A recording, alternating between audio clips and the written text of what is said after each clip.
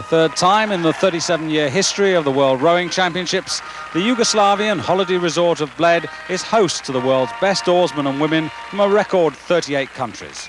Dominating the whole area, the Castle of Bled, dating back to the 11th century.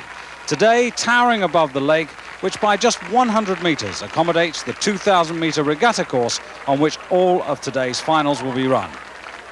Amongst the finalists we'll be looking forward to Olympic champion Thomas Langer of the German Democratic Republic, trying to retain the world title he first won in 1987. 12 months ago, the women of the German Democratic Republic won 5 out of the 6 Olympic medals in Seoul. But challenging them are both Romania and the emerging force in women's rowing from the People's Republic of China. Britain's Steve Redgrave, Olympic and world champion in the coxless pairs with Andy Holmes, will be trying to defend that world title, but this time with a new partner. Well, alongside me to put his expert eye on the world's best rowers, former Olympic and world medalist Chris Baillieu. And Chris, the first of our finals on the greyest day of the week. Yes, but I must say that the conditions for racing on the lake are first class. The water here can be quite difficult. There are a lot of hills and mountains surrounding the lakeside, and the wind has a way of whistling around these hills and creating really very difficult wind conditions on different parts of the course. But not so today, just some gentle drizzle, but out on the lake I think the crews will be very happy.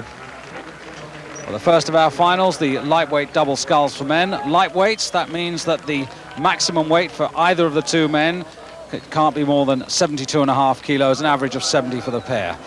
Lane 1, furthest away from you, it'll be top of the picture, Czechoslovakia, then Holland, who got a bronze in the World Championships last year when they were in Milan.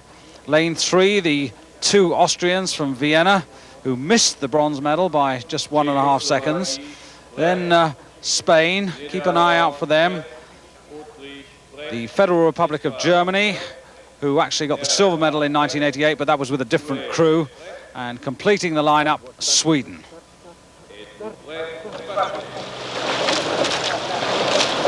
The start, absolutely vital here, Chris.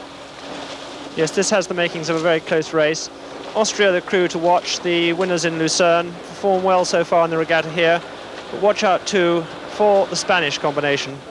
It's Austria as we look down from the castle top down onto the field, and they've all got away to a very even start. And Chris, the lake is quite wide here. There's always talk from the crews about little movement in the water, but you've rowed here. What is the feeling you get out there? Well, the water's very light. It's a very deep course, and it moves around a lot. So if you get fluky winds, it can make it really very tricky. But as you can see, the water's very flat today. The Austrians rowing cleanly there, leading the field. Got just about a third of a length after the first 250 metres or so. Now, I don't think there'll be any complaints today, but earlier in the week there were. The wind was varying a lot. So we come up to the 500-metre point, and indeed Austria quickest there, 1:38.78 for the first 500 metres, but Spain just only half a second behind, very close. Czechoslovakia third in these early stages. The Austrians certainly making a decisive start on this. Yes, they're pushing right out. They know they've got to get away from the Spanish pair. The Spanish pair have a lot of experience between them. Clement, the stroke man, just slightly out of the picture, is a man who's won a medal as a heavyweight. He actually won a silver medal in the Los Angeles Olympics, which is very unusual for lightweights, where they're competing against people several kilos or many kilos very often heavier than them. And DeMarco there at bow, who's won 2 or 3 medals, gold medals of the lightweight Cox's 4. So they're very, very experienced, and they're pushing up against those Austrians who just missed a medal last year and be very keen to get the medal this year. It's quite important perhaps to mention, Chris, you're talking about 2 men whose weight will be about 140 kilos, but these boats about 10 meters 80 in length, but 33 kilos the weight, very light but very strong. Yes, the minimum weight for these boats around the 28 kilo mark. They have to be very strong and very rigid, and that's the name of the game today. High technology, plastic, Kevlar, carbon fibre, all these materials in these boats. But here we see them rowing stroke for stroke. And the order the same at 1,000 metres as it was at 500, but the Spanish putting in a challenge here, and much quicker over that second 500, 1:46.11. And Chris, now we come to this very crucial third 500. Yes, it's conventional for the most of these crews will push on hard through the third 500, and it will be interesting to see what happens between the first two. And over on the far side there, in lane 1, the Czechoslovakian crew, and this is a novelty. Traditionally, there's been very little interest from these European countries in the non-Olympic lightweight rowing, and this is the first time a Czechoslovakian pair has appeared in lightweight rowing. It's got no form, and so it's slightly unknown quantity, but they're well up with the leaders at this point, and they're in a good position to attack if they've got the power and the speed. Just coming into the picture also, the bow of the Federal Republic of Germany. That's Carsten Kruger at stroke, and Jürgen Zähler in the bow. 1500, and the Austrians have pushed on, and they've gone much quicker, but that's really important now. That angle, very deceptive there, because the Austrians, as you said earlier, Chris, they know that they're going to be challenged hard now. They are. Looking at the West Germans there, and they're forward to the Spanish double. Long and strong, the Spanish, looking for a gold medal. I don't think the Ferdinand Clement has ever actually won a gold medal, and so he'll be really looking for one this time. He's been competing internationally for 9 years, but it's the Austrians making their way, looking out to about a length lead. The question is whether or not the Austrians can hold that off, and whether the Spanish have got anything left. They're looking a bit laborious at the moment, the Spanish. They're certainly going to have to find a bit more spring and life if they're to get back on terms with the Austrians, who look quite reasonably within themselves at this point. And of course they've got the advantage in that they have the lead, and therefore they can see exactly what's happening. They can keep their eye on the left there to the Spanish, past the 1750 metre mark, and I think now the Spanish are beginning to move. This was where the plan for them starts to unfold. The Czechoslovakians at the top of the picture there, but it's the Spanish are the ones to keep the eye on as they come into about the last 120 metres now, and the Austrians really having to dig deep now as the Spanish are closing on every stroke past the yacht, which is a good guide as they come into the last 50 metres. The Austrians, have they got enough? The Spanish are still closing. The Czechoslovakians haven't got any more to give. It's the Spanish who are really closing. They're just below the picture. Now you can see the bow coming in, and the Austrians are being cut down stroke by stroke as they come to the line, and they're through together, and that has to be a photo finish. Czechoslovakia certainly third, but my goodness, Chris, what a fright the Spanish must have given those Austrians. Absolutely. It didn't look as if the Austrians had any flexibility. They couldn't reply. The Spanish double just sat up and really punched through that last 200 metres, and they took the best part of a length in the last 15 or 20 strokes. And Chris, just look at the pain. You've experienced some of that as we see it again coming in here. Yes, at this point it's just really a question of who gets the last stroke in first. It looks to be the Austrians as they approach the line, but at this point there's really nothing between them. But as the Austrians reach out to the next stroke, the boat surges, and they just appear to have made it first. We'll have to wait for the result. And here it comes, and the Austrians have got it, and the Spanish are denied. But what a fantastic effort by both crews, and we're only about 45 kilometres from the Austrian border over to Klagenfurt, over the mountains, and there's a huge contingent, and they've delighted a real crowd of supporters here. So the gold medal going to Austria in the men's double sculls. Look at it here once again. Just watch for this surge of the Austrian bow there as the Spanish throw absolutely everything in. Comes the line, it's going to be on that last stroke, and it's in fact that Austrian bow that gets there first, not more than, well, half a metre, if that. So confirmation there, the gold going to Austria by just 0.2 of a second over Spain. Czechoslovakia taking the bronze in third place. Well, now the heavyweight version of the double sculls. What a race this promises to be, with the Olympic champions from Holland in lane 3, the Olympic silver medalists in lane 6. But at the top of the screen, furthest away from us, will be Paul Reedy and Peter Anthony of Australia. Next, two very big men, both 2 metres and 2 centimetres, Oliver Gruner and Hartmut Reinke. The Olympic champions in lane 3, and right next to them a Norwegian pair who've already beaten them this year in Lucerne and again in the heats earlier in the regatta to qualify for today's final. Two men from Vienna representing Austria in lane 5, Christoph Zerps and Arnold Jonker. And completing the lineup, the Olympic silver medalists from Seoul.